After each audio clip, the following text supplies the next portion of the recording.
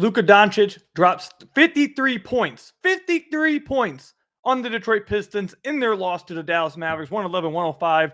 There's a lot of things that happened with this game that I want to talk about, but something that happened down the stretch still has me just utterly confused and just steaming inside. Let me be honest. We're going to tell you what that is in today's episode of the Locked On Pistons podcast. You are Locked On Pistons, your daily Detroit Pistons podcast. Part of the Locked On Podcast Network, your team every day.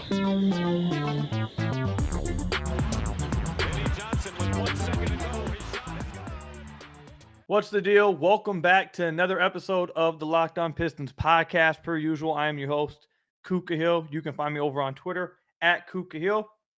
I want to thank you guys for making Locked On Pistons your first listen of every single day. We are free and available on all your podcast platforms.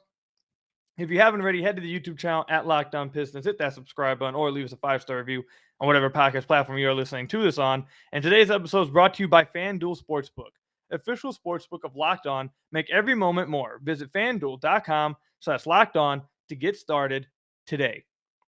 So the Pistons lose this game to the Dallas Mavericks in a game where Luka dropped 53 points on just 24 shots. He only missed 7 shots. Luka, look, let me just say this out the way. Luka is crazy, man. He's one of the best players in the NBA, obviously, man. There's probably an argument for him to be the best player in the NBA. This dude is so crazy that the Pistons were outright double-teaming him as soon as he crossed half court 4 minutes into the game. It took 4 minutes of him dominating for the Pistons to just say, we're just going to double you outright for the rest of the game. And they did. They doubled him outright for the rest of the game, and it didn't matter. He still ended the game with 53 points. That dude is crazy. He's fun to watch. He has answers for every coverage you give to him and just plays at his pace too. Like that, he's just amazing. And the Pistons were in control for the majority of this game. They went down 10-0 to start the game, but then outscored the Dallas Mavericks. I believe at one point in the fourth quarter, they had outscored the Dallas Mavericks by 21 after that. And then things just went downhill. And there's a lot of things that happened in this game that just, really contributed to the Pistons' loss. We're going to talk about them. Jaden Ivey fouled out this game. That sucks. Killian Hayes had probably his coldest shooting night since the first 10 games of the season. He's been a 35% shooter after the first 10 games. Since then, he's been 35%. Tonight, he couldn't hit anything in the second half. He was 2 of 5 from deep in the first half. He missed all 5 of his threes in the second half. That probably lost them the game. The fact that Killian couldn't hit a damn shot. Sucks. Is what it is. He had a terrible shooting night. Let's not try to rewrite the past, though. He just had a terrible shooting night. Probably lost him the game. Really sucks. Absolutely deserves criticism for this. That was pretty bad. So those two things happened. We're going to talk about Stu and playing backup 5. That just looks awful. But look, I'm recording this about 10 minutes after the game ended. Yes, I came immediately over here to record as soon as the game ended. And I would be doing you guys, I wouldn't be doing you guys justice if I came on here and told you guys how I'm actually feeling and my current feelings right now recording. For those of you guys who watched the game, you guys probably know where I'm about to go here. I might have watched, at the end of this fourth quarter, I might have seen the worst play, the worst decision I have ever seen an NBA player make in my entire life. I'm not joking. I'm still sitting here. The game ended. I'm still sitting here just utterly shocked about what I saw. So for those of you guys who didn't see the game, let me explain exactly what happened. So at the end of the fourth quarter, the Pistons were in a very close game. At this point, Killian Hayes had fouled out with about 2.5 minutes, I believe. Jaden Ivey fouled out about 4 minutes before that, 3 or 4 minutes before that. But outside of that, the Pistons still were in a very close game. It was a 2-point game with 1:30 to go. They were down by 2. Alec Burks, by the way, comes through with a clutch defensive rebound, showing immaculate hustle. Just a really great play from Alec Burks to get a defensive rebound and secure a stop on the Mavericks. So the Pistons come down on offense. And Boyan, who was on a heater in this fourth quarter, gets double-teamed. He throws it to the right wing to Saddiq Bey. Saddiq Bey pump fakes. The dude flies by. He has a straight line to the rim. He takes this straight line. The only defender at the rim is Luka Doncic. And right behind Luka is the Detroit Pistons rookie center, Jalen Duren, who's shooting 70% from the field since becoming a starting player for them. He shoots damn near 72%, I believe it is, from around the rim. So Saddiq Bey gets all the way to the rim, goes up, Luka jumps past him, and Jalen Duren, this is probably the easiest read in NBA history. You could have, Stevie Wonder could have made this pass. Saddiq Bey could have fumbled the ball into giving Jalen Duren the ball, and it still would have been a dunk. Luka comes past Saddiq Bey, flies past him. Jalen Duren's literally sitting wide open underneath the rim for a wide open dunk. Would have tied the game. Saddiq Bey instead throws up a left-handed hook shot and misses. Dallas gets the rebound. Luka then comes down and scores. Guys, look. Is that one play why the Pistons lost the game? No. Like I just said, Killian had just a terribly cold shooting night. And if he can hit even 2 more shots, 2 of his threes, the Pistons probably win this game. That's probably the biggest reason that Killian had such a bad night.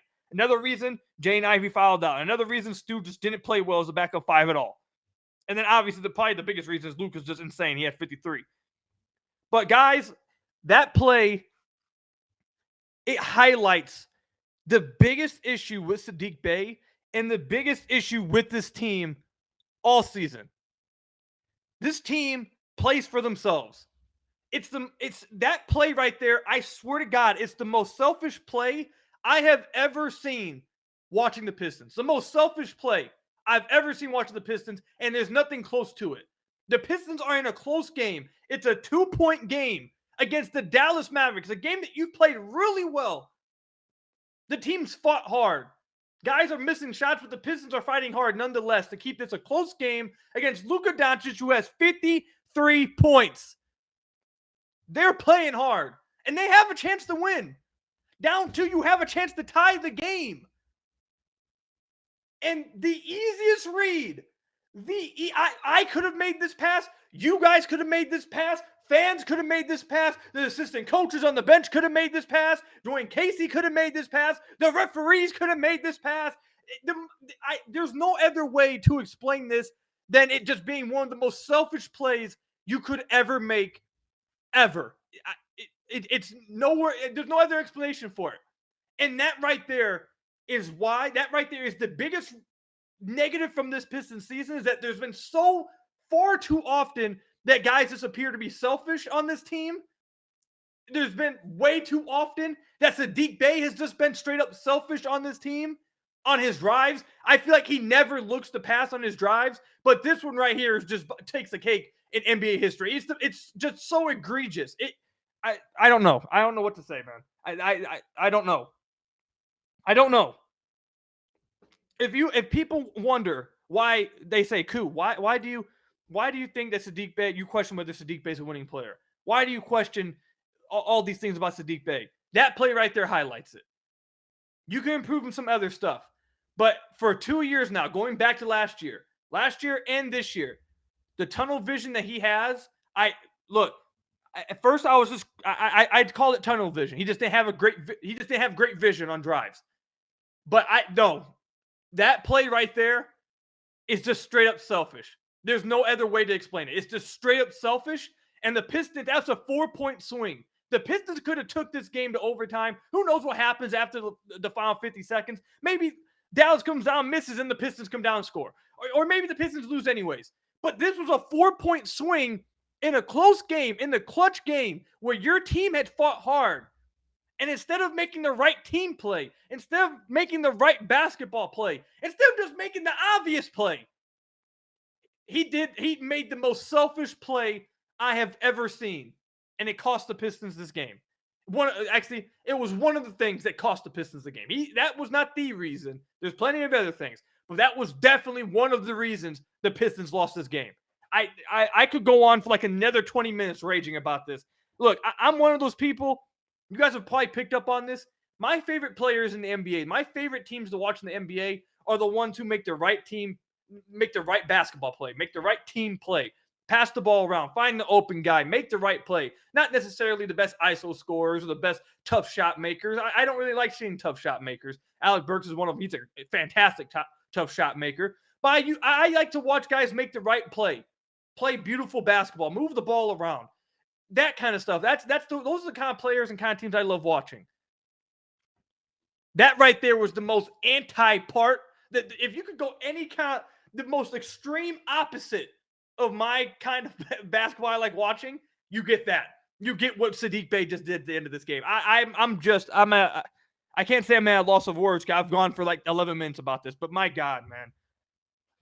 We'll wrap it up, but I'm not joking, you guys. If you haven't watched the game, go look it up. Go look up that last play. See it for yourself.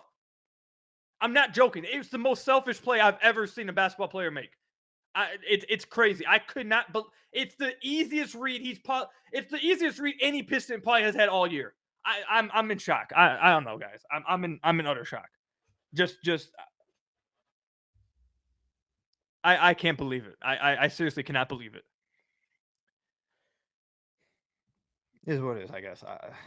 When we come back, we'll talk about the other things that lost the Pistons this game here. There's a lot of contributing factors. Boyan had a really good game. At the end of the podcast, we'll touch on some big news concerning Boyan Bogdanovic. But we'll talk about that when we come back, man. But first, I got to tell you guys about one of our sponsors, FanDuel. We're really excited about our new sports betting partner for Locked On because they're the #1 sports book in America, FanDuel. And if you're new to FanDuel, that's even better. They have so many great features that make betting on sports fun and easy. Download FanDuel now so you can bet Super Bowl 57 with no sweat first bet. You'll get up to $3,000 back in bonus bets if your first bet doesn't win. FanDuel lets you bet on everything from the money line to point spreads to who will score a touchdown. The FanDuel Sportsbook app is safe and secure and super easy to use. Best of all, you can get paid your winnings instantly. I hope you guys took my advice this past weekend. I told you guys should have took the Kansas City Chiefs when they were underdogs at plus 105. Then they became favorites at 10, I believe it was 104. You guys should have took my advice because they ended up winning this game, a close game against the Bengals. Right now, I'm a little undecided about the Super Bowl. I can't give you guys a suggestion yet. But definitely stay tuned. Make sure you guys are watching that money line. See where it moves to. If a favorable line comes around on FanDuel, definitely take it. But I'll definitely keep you guys in the loop about where I'm feeling with this. But join FanDuel today at FanDuel.com/LockedOn to claim your no sweat first bet on Super Bowl 57. That's FanDuel.com/LockedOn. Make every moment more with FanDuel, the official sportsbook partner of the NFL. So I want to thank you guys again for making Locked On Pistons your first listen of every single day. We are free and available on all your podcast platforms. If you haven't already, head to the YouTube channel at Locked On Pistons, hit that subscribe button, or leave us a 5-star review, or whatever podcast platform you are listening to this on. That's another great way to support the podcast. Guys, seriously, I could go on and on about what we just talked about in that first segment. I'm still very upset about what I just saw. It is, excuse me, it's just... I'm still in shock. I'm not joking. I can't believe what I saw. I didn't want to believe I saw it at first. Like it's crazy. It's crazy. But I don't want to pile all of it, even though how bad of and how selfish of a play it was. I don't want to pile all of it on Saddiq Bey. So we're gonna move on. And there are plenty of reasons why the Pistons didn't close this game out. And the very first reason I think is at the very top. And I'm Mr. Consistent, man. That's what they call me. Who else calls themselves Mr. Consistent? Is it Nick Wright? I think. I'm also Mr. Consistent. I'm also Mr. Fairness. Killian Hayes is probably the biggest reason why the Pistons lost this game. And look, you guys know I'm the biggest Killian fan out there, but he's probably the biggest reason why they lost this game. Now, since November, after the first 10 games, since then, Killian Hayes has been shooting 35% from deep. He's been a fine shooter. He's been an absolutely fine shooter on nearly 5 attempts a game. However, tonight he had just an insanely cold night. He couldn't hit anything in the second half. He was cold as possibly you can get. It looked like he was down in Antarctica. That's how cold he was. Tough to see, because not only did it affect him, and not only obviously did it affect his stats and his season stats, etc., But this one definitely cost the Pistons the game, I think. 100%. If he's able to hit some of these threes, I think the Pistons win this game. All the threes were good looks. All of them were good looks. He just wasn't able to hit them. In the first half, he was 2 of 5 from deep. He was 3 of 10 overall in the first half, but 2 of 5 from deep. I was living with that. I thought he played a really fine first half. 2 of 5 from deep, that was fine. But then the second half, he was 0 of 5. He couldn't hit anything. And again, this is I know this is what's going to happen. I know there's Killian haters out there. I know they're going to take this time to now go in the comment section and tweet me and go crazy about this. But this is what I'm not going to do. We're not going to rewrite the past. Yes, he had a bad night. It's okay to simply say he had a really bad night that cost the team the win. That's really not good. It's terrible. He needs to own that. He needs to deserve criticism. But what we're not going to do is sit here and act like he's been a bad shooter all year. He hasn't. So that's not what I'm going to allow to happen. I'm already seeing it start to happen. I'm not allowing it. It's not going to happen. But I will say he definitely had a terrible night shooting the basketball and probably lost the Pistons game. He can't have these kind of nights. And this is right here. This is why finishing around the rim and drawing free throws is by far the number one priority for his offseason, this upcoming offseason, whether it's for the Pistons or another team, just for his career. Because if you watch Lonzo ball over the years too, this is the same thing that happens with Lonzo. Lonzo is a really he's a better shooter than Killian is right now, by the way. But Lonzo is a really damn good shooter. But when Lonzo's having off nights, which is one of the things Pelicans fans used to complain about a lot, if you watch Lonzo in New Orleans, he'd have really good shooting games. And then in games where he would just not be able to shoot anything, he'd shoot like 2 of 8, 2 of 9 from beyond the arc and just not be able to do anything else, not make life easier for himself. Because Lonzo also doesn't finish around the rim. Lonzo also doesn't get free throw attempts. So when you are you're so determined or stuck to, like, you don't have anything else. All you have is your outside shot. When you're having a bad shooting night, you don't have anything else to make it easier on yourself. You don't have anything else to get an easy shot. There is no such thing as an easy look. Get a bunny or something. There are no bunnies for players like Lonzo Ball, players like Killian Hayes at this stage. Because they can't get to the rim consistently. They can't finish around the rim. And they don't draw free throws. So that's why this right here is another example of why that has to be number one on his priority list this offseason. Because it's hard to make a living off of just jump shots. Unless you're like JJ Redick, you can't just live only off jump shots. As we've seen, he's played much better. I think since the first 10 games, he's shooting 42% from the field and 35% from beyond the arc. So he definitely is improved, obviously. We've all seen that. He's become a better shooter. He's played much better offensively. He's averaging like 12 points since then. However, again, that's why his percentages are going to continue to hover up between 42, 41, 40, 42, 41, 40. He's going to keep going around like there because he's so reliant on his jumper right now. It's just not sustainable. That's not something that you can keep doing. You're going to have inconsistent nights. You're going to have inconsistent games. Because you're not going to be on every single night as a jump shooter, unless, again, like I said, unless you're JJ Redick or Steph Curry, and even Steph is one of the best finishers for his size we've ever seen. That's why when he's having off nights, he can still get to the rim, finish, get free throws. Now, obviously, Killian's never going to be Steph Curry, but you guys get my point. This was highlight number one, and Killian, by far, I think it's fair to say he probably lost the Pistons this game because of how bad he shot. So he deserves all criticism he gets for this night. I won't stand for trying to rewrite the past and make up stuff about what he's been this year. He's been a fine shooter this year. But this game, he deserves all the criticism. There's no defending that. He probably lost the Pistons this game. That's tough to see, but he got to own that, and he deserves the criticism. Another reason why the Pistons weren't able to close this game is because Jaden Ivey just never was able to really play. He had 6 fouls. And it's not one of those fouls, where you're like, oh, that's a bad call. Why'd he get those? His last 3 fouls were really dumb fouls for him to take. He had one where he just slapped Luka after he had already made the layup and got taken out. Then at the end of the game, he had another one when he just swiped down and hit someone again. I think it was Dwight Powell. He hit him in the face. On Dwight Powell got the defensive rebound. Everyone's getting back on defense. And instead of just getting back, he just swiped down and hit Dwight Powell in the face and picked up another. Like those ones, you can't have those fouls, but you definitely can't have those fouls when you already have 3, when you already have 4, when you already have 5. You have to be smarter about that. So that Jaden Ivey was not smart at all with his fouls. He was taking really bad fouls, and you hate to see that. That is another big reason why they needed Jaden Ivey down the stretch, especially once it was clear that Killian just couldn't hit no shots. You have to get Killian out and put Ivey in the game and let Ivy try to get something working. So that was tough for the Pistons. And the crazy thing is, I wanted to come on the podcast and talk about, and I'm still going to actually do it. You know what? Screw it. I'm still going to talk about it. Jane Ivy's improvement from the mid-range. Now, it's not been like some crazy improvement. I'm not going to sit here and call him Rip Hamilton. But from where he was at the beginning of the year to where he is now, a big improvement. At the beginning of the year, if you guys were listening to the podcast at the beginning of the year, you guys will remember. I would come on here and talk about how he was just so out of sorts on his pull-ups. His body would be flying one way, his legs are flying sideways, forward, just all off the mark. He just was all kinds of places when he would pull up for his mid-range jumper. He was nowhere near under control in his mid-range pull-ups. But he had about three pull-ups tonight, and he's been doing it for the last few weeks, and he's been much more under control. Legs aren't swinging all over the place. Body isn't falling over. He's not parallel to the ground on his on his pull-ups. They look very much more under control, smooth jumpers, and they were going in.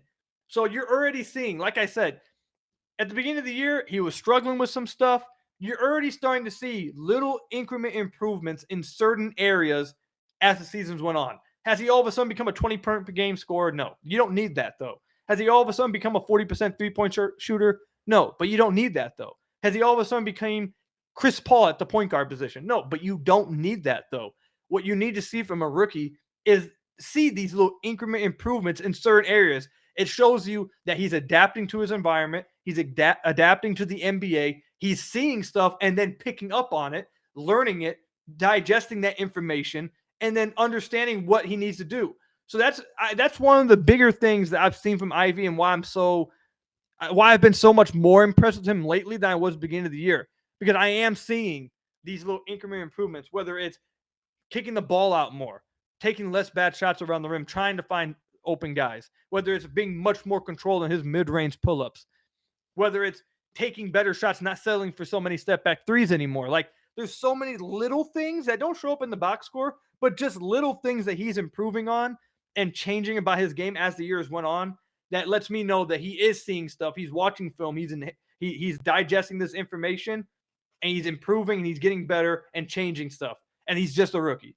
So that I want to kind of twist into a positive light. Yet, yes, he can't foul out. You can't have those bad fouls, but you're seeing those increment improvements from Ivy. So that's really good to see. I'm not going to spend any time talking about Stu. We were kind of running out of time here because I do want to talk about a Boyan Bogdanovic report. And actually, not even a report. This is coming from Boyan Bogdanovic's own mouth. We're going to talk about what he said, what is exactly that he said, and what should be the takeaway when we come back. But first, you guys got to hear from some of our lovely sponsors. So I want to thank you guys again for making Locked On Pistons your first listen of every single day. We are free and available on all your podcast platforms. If you haven't already, head to the YouTube channel at Locked On Pistons, hit that subscribe button, or leave us a 5-star review on whatever podcast platform you are listening to this on. That's another great way to support the podcast. All right, so we heard from Boyan Bogdanovic himself. Not anyone else, not rumors, not allegedly. This was Boyan Bogdanovic from his own mouth. We're going to read this, and I'm going to tell you what my takeaway is. So, apparently Bogdanovic sat down with Michael Soto of Hoops Hype and told him this regarding the trade rumors and all this stuff. He said, quote, having conversations with the club, Troy and the owners, they have assured me that we're going to be great next year. We have a lot of cap space to sign great players. We're going to have a high pick again, so that's going to help us a lot. We have a great young group of guys. When Cade went down, that kind of hurt us big time. We were thinking that we'd maybe be fighting for the play-in tournament, but when he went down, he was our main guy. All of our offensive strategies were connected to him. When he went down our season, we've had a lot of ups and downs without him. He goes on to say, I've heard the rumors, but I'm trying to stay away from those conversations. I don't even have any social media like Twitter. I don't read much about that. It's not in my control. It's about the franchise. I'm just going to try and stay focused and play as best I can. Then we'll see what's going to happen at the end of the trade deadline. So, this is my takeaway from what Boyan said. I think that what he's saying is true. I think he's being truthful. And I think it kind of goes with what we've been told and what the reports have said, that the Pistons are not just openly shopping him have to get rid of him. They're okay with having him for next year. They're okay with going into the next offseason with them because they are trying to be better next year. They are trying to take a little bit of a step next year. So if they have Boyan, it's not like they're going to be pissed about it or anything. So I think he's telling the truth there. I don't think he's telling the truth when he says that they were going to be a playing team with Cade. This team is not very good roster construction wise. I told you guys this a while ago, way before the year. This, with or without Cade, this team was not going for the play-in. But I think majority of what he's saying, he's telling the truth. I do believe Troy has told him that they're trying to be good next year. I do believe Troy has told them that they see a future where he is a part of that and that he's helping them take the next step next year. I do believe all that is true. I believe he's telling the truth about all of that. But then also that last quote I read kind of lets me, like, the part about he's heard the rumors, but he stays away from it. He's going to let it play out and see what happens. I think he also understands that, like he said, it's a business. And that if someone comes and offers a really good deal for him, the Pistons will take it. I think that's where we're at right now. I don't think it's changing. I think that's, I don't think these quotes from Boyan means, oh, the Pistons are just not trading him. There's no way they trade him. I do think it's probably unlikely now. Yes, I would say that. Beforehand, you guys know I've been saying I thought they would trade him. Now I do think it's unlikely that they do. It sounds like that they're a little bit more willing and okay with keeping him than I originally thought. I thought that yeah, they were cool with keeping him, but they also would really like to get this first round pick. Now it looks like I'm starting to question whether that's actually the case. I think they're a little bit more willing to keep him than I thought. But look, I don't think this really changes anything probably from what Weaver thought all year. And that's, look, we'll keep him. We'll keep him. He can help us win next year. He's going to be a good spacer for Cade. He's getting older, but, a lot of people say shooters, they don't forget how to shoot the basketball. So even if he gets older and slips off a little bit, he still will be able to provide spacing. And if they are trying to be better next year, then we're okay with keeping him. However, if a team comes with a great offer, they're not going to deny it. I don't think that changes anything. Like if the Lakers were to show up, if the Lakers were to give them those 2 first-round picks unprotected, the Pistons are pulling the trigger on that trade. If someone were to give them an unprotected first-round pick, I think they would probably take the trade. It sounds like, though, that teams are not willing to give them an unprotected first-round pick and another young guy, bring back Boyan. And if they don't get that, I think what this means is that they're just going to hold on to Boyan. So now it's really in the other team's courts. So that's my takeaway from this. It's probably more unlikely than I thought that they were going to trade him. But that I'm not going to come on here and say that means they're not trading him. It just depends if another team's going to meet this asking price. And from right now, at this point on the 30th where I'm recording this, it doesn't sound like they will. Now, things change around the deadline. This is how it always goes. Teams play this game of chicken all the way up to the deadline and see what happens. If a team all of a sudden says, you know what, screw it, the day of the deadline, here you go, take this unprotected first, and this young guy, we need Boyan, I think the Pistons pulled the trigger. But I'm just becoming a little bit more skeptical than I was a few days ago that a team actually will be willing to do that. And in that case, I think Boyan's telling the truth. And I think the Pistons are fine moving into the offseason with him on the team. And I'm starting to think there's a very, very likely future with Boyan Bogdanovic is a Detroit Piston past February 9th. Let me know what your guys' takeaway was, though, from what Boyan talked about with Michael Scotto of Hoops Hype in the comment section down below or over on Twitter at Kuka Hill. That's all I've got for you guys today. Thank you guys for making Locked On Pistons your first listen of every single day. We are free and available on all your podcast platforms. If you haven't already, hit that subscribe button at the Locked On Pistons YouTube channel. Leave us a 5-star review, whatever podcast platform you are listening to this on. And until next time, stay safe. Go Pistons. I'll see you on the next one. Peace out.